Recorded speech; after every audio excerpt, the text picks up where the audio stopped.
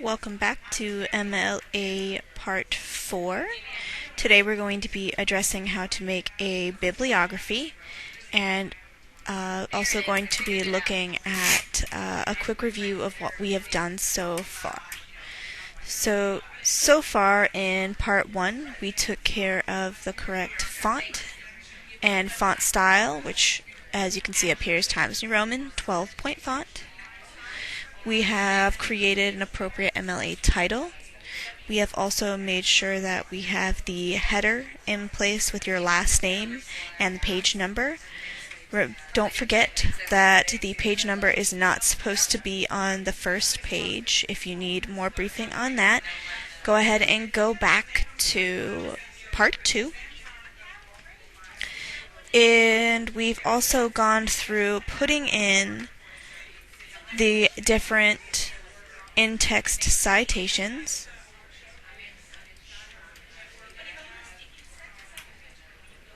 such as that, and a long in-text citation like this. So the next part is forming a bibliography, and I've noticed that this tends to create some frustration.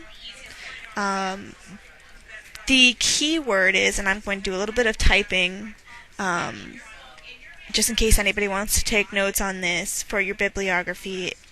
There are a few things that you need to remember. The first thing, number 1, is that it is a highly specialized format. The second thing is that anytime you use a quote from an author or resource, you need a bibliographical reference. This basically gives the author the correct credit, saying this is where it came from. I didn't just take it and then not give credit where credit is due. And then the last thing you need to know is it has to be in alphabetical order. Now, a lot of people get very stressed about the alphabetical order. Please, please, please do not worry about it just yet. We actually have a special resource that I'm going to show you that will make your bibliography so much easier. You'll actually be annoyed with yourself that you were even worried about it to start with. So, I'm going to get rid of these notes. I'll give you a couple seconds to copy them down.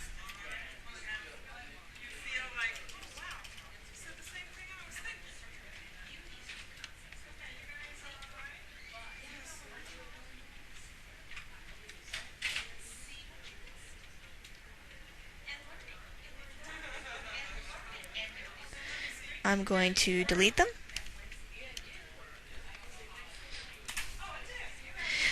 And let's get started on formatting your bibliography page. To start off, you need to head your bibliography page. And in order to do that, you're going to go up to this paragraph and make all the letters and sentences go in toward the middle so that you can create your title like we did on the first page. And you're just going to label it bibliography. It's nothing fancy. You don't have to worry about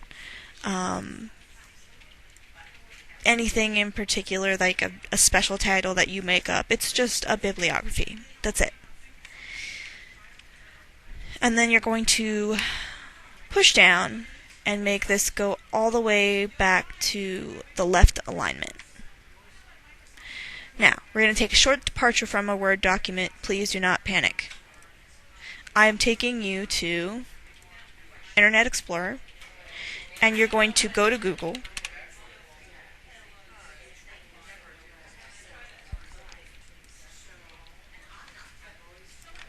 and you are going to look for Son of Citation Machine. See, it even pops up in Google. Isn't that convenient? You are going to look for MLA 7th edition Citation Machine. Going to click it. And this is the site you are looking for. It's this lovely burgundy banner here. All the MLA print versions are over here. You can scroll down some more, see the non-print versions, and you have really easy lookup stuff here. So with this site, it does take a little navigation. First of all, you need to know what kind of source you have. Most of you should have a couple of books, so we're going to start with book. Give it a second to load, because as we all know, district computers are hilarious.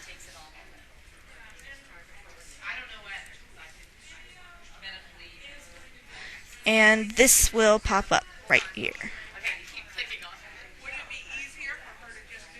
Nice and easy. She wants to just, let's say, if she wanted to move the whole thing. There you go. Now everything's selected. When you right click, you have to make sure you right For this, it's going to ask you for a whole bunch of information. I will have instructed you to take down all this information way before now. Basically, you're going to just put in all that information, so I'm going to make something up here for a minute. McDurka, cat, the I Know Everything book edition, because I said so. Publisher sitting, you know where, you know what, 2013, and it's in print, obviously. Your book should not have a URL. So if you think you need to put a URL in here, you are wrong. And then you're going to click on this Make Citation.